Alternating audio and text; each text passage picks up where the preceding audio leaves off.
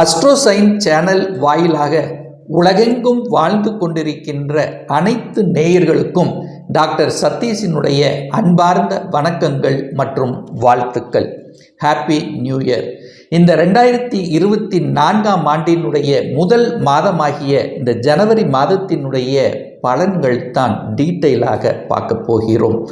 இந்த ஜனவரி மாதத்தின் கிரக நிலைகளை பார்க்கும் பொழுது குரு பகவான் வக்ர நிவர்த்தி அடைந்து மேச மனையிலும், மனோ காரகன் என்று சொல்லக்கூடிய சந்திர பகவான் இந்த வருடத்தினுடைய தொடக்க நாளிலே, அதாவது சிம்ம மனையில பூரம் நட்சத்திரத்தில் வீற்றிருந்தும், கன்னி மனையில் கேது பகவானும், அதே சமயத்தில் விருச்சிக மனையில் சுக்கிர பகவான் அமர்ந்திருக்கார். அந்த சுக்கிர பகவானானது இந்த ஜனவரி மாதம் 18ஆம் தேதி என்று தனுசு மனையில் போய் பிரவேசிக்க போகிறார். சூரிய பகவான், புதன் பகவான், செவ்வாய் பகவான் இந்த 3 கிரகங்கள் தனுசு மனையிலும், இந்த ஜனவரி 15ஆம் தேதி சூரிய பகவான் பெயர்ச்சி அடைந்து மகரத்துக்கு சென்று பலனை கொடுக்க போகிறார்கள். சனி பகவான் கும்ப மனையிலும், ராகு பகவான் மீன மனையிலும் அமர்ந்து கொண்டு என்ன மாதிரியான பலன்கள், சாதகம் என்ன, பாதகம் என்ன என்பதை பற்றியும், இந்த மாதத்தில் எந்த தெய்வத்தை வழிபட்டால் நமக்கு நல்லது என்கின்ற வகையில் இப்போ நம்ம டீட்டெயிலாக பார்க்க போகிறோம். அதற்கு முன்னால் நம்மளுடைய சேனலை ஃபஸ்ட்டு டைம் நீங்கள் பார்ப்பவர்கள் என்றால் மறக்காமல் சப்ஸ்கிரைப் பண்ணிக்கிங்க. மிதுன ராசி அன்பர்களே, இந்த 2024ஆம் வருடத்தினுடைய முதல் மாதமாகிய ஜனவரி மாதம் எப்படி இருக்குன்னு பார்க்கும் பொழுது, உங்களுடைய ராசி அதிபதி என்று சொல்லக்கூடிய புதன் பகவான் 7ஆம் இடத்தில் அமர்ந்து கொண்டு உங்கள் ராசியை பார்ப்பது உங்களுக்கு அனைத்து விதத்திலும் நன்மையை தரக்கூடிய ஒரு அற்புதமான ஒரு மாதம். அதே சமயத்தில் அந்த சூரியனுடன் புதன் இணைகிறார். உங்கள் ராசி அதிபதி 3ஆம் அதிபதியோடு இருக்கிறார். அப்போ முயற்சி ஸ்தானத்தின் அதிபதியோடு இணைந்து கொண்டு சூரியனும் புதன் ஆதித்ய யோகத்துடன் இணைந்து கொண்டு உங்கள் ராசியை பார்ப்பது தைரிய வீரியத்தை கொடுக்கக்கூடிய ஒரு அமைப்பு. அப்போ எந்தெந்த காரியங்களில் செயல்படுத்த முடியாமல் தவித்து கொண்டிருந்தீர்களோ அந்த காரியத்தை எடுத்து நடத்தி முடித்து வெற்றி பெறக்கூடிய அமைப்பு இந்த மாதம் உங்களுக்கு சிறப்பாக இருக்கிறது. அதே சமயத்தில் உங்கள் ராசிநாதனுடன் 6ஆம் அதிபதி இணைவு பெற்று உங்கள் ராசியை பார்க்கிறார். அதாவது செவ்வாய், அதாவது மிதுன ராசிக்கு ஆகாத ஒரு கிரகம், அதாவது எதிர்ப்பு பகையை தரக்கூடிய கடனை தரக்கூடிய ஒரு கிரகம் அப்படின்னா அது செவ்வாய் பகவான். அப்போ ராசியை பார்க்கிறார் அல்லவா? அப்போ செவ்வாய் என்பது என்ன? ஆக்ரோஷம், கோபம் அல்லவா? அப்போ அந்த கோபம் ஆக்ரோஷம் என்பது இயல்பாக வெளிப்படுத்தும். அப்போ கோபம் ஆக்ரோஷத்தை தவிர்த்து கொள்ளணும் அப்படிங்கிறத மட்டும் ஆழமாக மனதில் பதிய வைத்துக் கொள்ளுங்கள். 2ஆம் அதிபதி, அதாவது தனஸ்தானத்தின் அதிபதி என்று சொல்லக்கூடிய சந்திரன் 3ஆம் இடத்தில் முயற்சி ஸ்தானத்தில் அமர்ந்து கொண்டு குருவினுடைய பார்வையை பெற்றிருக்கு. அப்போ தனக்காரகனான குரு பகவான் தனஸ்தானத்தின் அதிபதியை பார்க்கக்கூடிய நிகழ்வு இந்த வருடத்தினுடைய முதல் நாளே அமைவது தனம் சார்ந்த விஷயத்தில் இந்த வருடம் ஏற்றத்தை தரக்கூடிய வகையிலும், இந்த மாதம் முழுவதும் ஏதாவது ஒரு ரூபத்தில் தனம் உங்களுடைய பாக்கெட்டை நிரப்புங்கிறதுல எந்த மாற்று கருத்தும் கிடையாது. ஏன்னா சந்திரனாக வருவதால சந்திரன் வளர்வதும் தேய்வதுமாக, அதாவது ஒரு வாரம் கொஞ்சம் கம்மியாக இருந்தாலும் அடுத்த வாரம் உங்களுக்கு பணம்ங்கிறது திருப்திகரமாக இருக்கக்கூடிய அமைப்பு. குடும்பம் சார்ந்த விஷயத்தில் ஒரு நல்ல ஒரு ஒத்துழைப்பு கிடைக்கக்கூடிய தன்மை, கணவன் மனைவி இடையே ஒரு அந்யோன்யம் வெளிப்படுத்தக்கூடிய தன்மை இந்த மாதம் உங்களுக்கு சிறப்பாக இருக்கு. அப்போ 3ஆம் இடத்தை குரு பகவான் பார்க்கின்ற காரணத்தால் மனம் சார்ந்த விஷயத்தில் இருந்து வந்த குழப்பங்கள் விலகக்கூடிய ஒரு மாதம். இப்ப எத்தனை குழப்பங்கள் இருந்தாலும் ஒரு தெளிவான முடிவு எடுத்து செயல்பட்டு வெற்றி பெறக்கூடிய தன்மை, தைரிய வீரியங்கள் பெறக்கூடிய தன்மை, புதிய ஒப்பந்தங்கள் கிடைக்கக்கூடிய தன்மை, வியாபாரம் சம்பந்தப்பட்ட துறையில் இருப்பவர்களுக்கு அனுகூல மேன்மையை தரக்கூடிய தன்மையை நிச்சயமாக உருவாக்கும். அரசு சார்ந்த காரியங்களில் புதிய ஒப்பந்தங்கள் கிடைக்கக்கூடிய தன்மை, அரசு காரியங்கள் எந்த தடைகள் இருந்ததோ அந்த தடைகள் இந்த மாதம் விலகக்கூடிய தன்மை, அரசு சார்ந்த விஷயங்கள் ஒரு முயற்சி எடுத்துக்கொண்டு அரசாங்க எக்ஸாம் எழுது கொண்டு அரசாங்க வேலைக்குத்தான் நான் போகணும் என்று உறுதியாக இருக்கின்ற இந்த மிதுனராசி என்பர்களுக்கு நட்பலனை கொடுக்கக்கூடிய ஒரு நல்ல மாதம். 4ஆம் இடத்துல கேது உட்கார்ந்துருக்கிறதுனால கொஞ்சம் உடல்நலம் சார்ந்த விஷயத்தில் மட்டும் கொஞ்சம் கவனம், எச்சரிக்கையுடன் இருக்கணும் அப்படிங்கிறத ஆழமாக மனதில் பதிய வைத்துக் கொள்ளுங்கள்.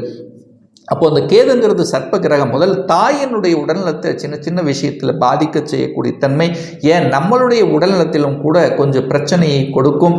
ஏன் இதை ஸ்ட்ராங்காக சொல்கிறேன் அப்படின்னா, அந்த 3ஆம் அதிபதியான சூரியன் இந்த மாதத்தினுடைய பிற்பகுதி 15ஆம் தேதிக்கு அப்புறம் பார்த்தீங்கன்னா 8ஆம் இடத்துல போய் அமர்கிறார்.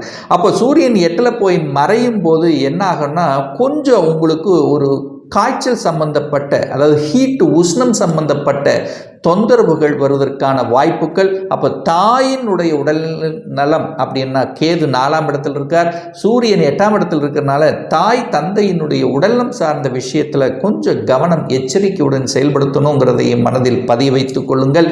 5ஆம் இடத்தை, அதாவது பூர்வ புண்ணியஸ்தானம், பஞ்சமஸ்தானம், காதல் ஸ்தானம் என்று சொல்லக்கூடிய 5ஆம் இடத்தை குருவினுடைய பார்வை பெற்றிருப்பது உங்களுக்கு காதல் கிடைக்கும், காதல் கைகூடக்கூடிய தன்மை, காதல் திருமணம் செய்யக்கூடிய வாய்ப்புகள், குழந்தைகளினுடைய நலன் சார்ந்த விஷயங்கள் திருப்திகரமாக இருக்கும். இன்னாரது குழந்தைகள் என்று சொல்லக்கூடிய அளவுக்கு பெயரையும் புகழையும் பெற்றுத்தரக்கூடிய ஒரு நல்ல மாதம். குழந்தை பிறப்புக்கு தடைப்படுத்தி கொண்டு இருந்தவர்கள், தடையாக இருந்தது, தாமதமாக இருந்தது, நிறைய ட்ரீட்மெண்ட் எடுத்துட்டேன், நிறைய செலவு செஞ்சுட்டேன், ஒரு நல்ல ஒரு மகிழ்ச்சியான செய்தி கிடைக்கல அப்படிங்கிறவங்களுக்கு குழந்தை வரன், குழந்தை பிறப்பில் ஒரு நல்ல செய்தி கொடுக்கக்கூடிய மாதம்.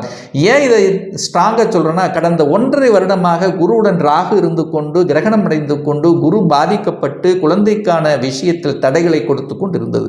அதே சமயத்தில் குரு பகவான் வக்ரமாக இருந்தார். ஆனால் இந்த மாதத்தின் தொடக்கத்தில் குரு வக்ர நிவர்த்தி அடைந்து தனது 7ஆம் பார்வையாக, சமசப்தம பார்வையாக அந்த 5ஆம் இடத்தை பார்க்கிறார், முயற்சி ஸ்தானத்தை பார்க்கிறார், 7ஆம் இடத்தை பார்க்கின்ற காரணத்தால் நிச்சயமாக குழந்தை பிறப்பு சார்ந்த விஷயத்தில் நட்பலனை கொடுக்கக்கூடிய ஒரு அற்புதமான ஒரு மாதம் என்று சொன்னால் இந்த மிதுன ராசினருக்கு மிகையாகாது.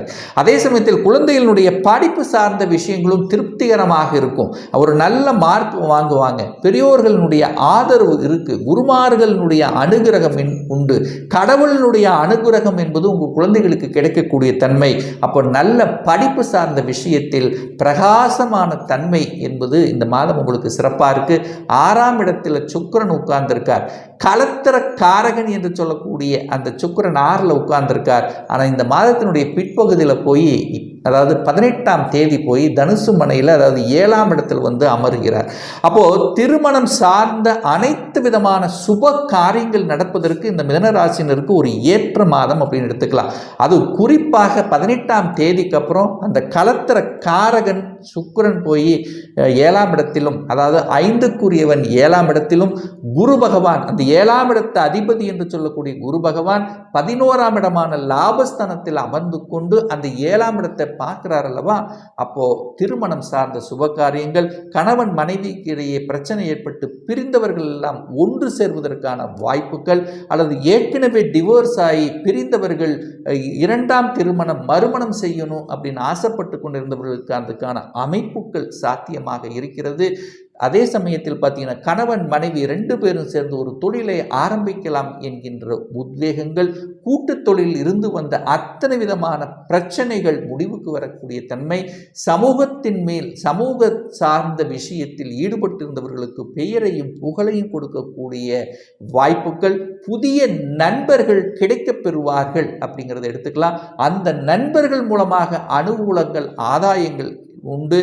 அதாவது உங்களுடைய கல்வி சார்ந்த விஷயத்தில், அதாவது சிறு வயதில் இருந்த நண்பர்கள் இப்போ உங்களுக்கு, அதாவது ஒரு அடையாளம் காட்டப்படக்கூடிய தன்மைகள், அதாவது பிரிந்து போனவர்கள் அல்லது நண்பர்களை ரொம்ப நாளாக பார்க்க முடியாதவர்கள் எல்லாம் இப்போ ஒன்று சேர்வதற்கான வாய்ப்புகள், சந்தர்ப்பங்கள் சிறப்பாக இருக்கிறது.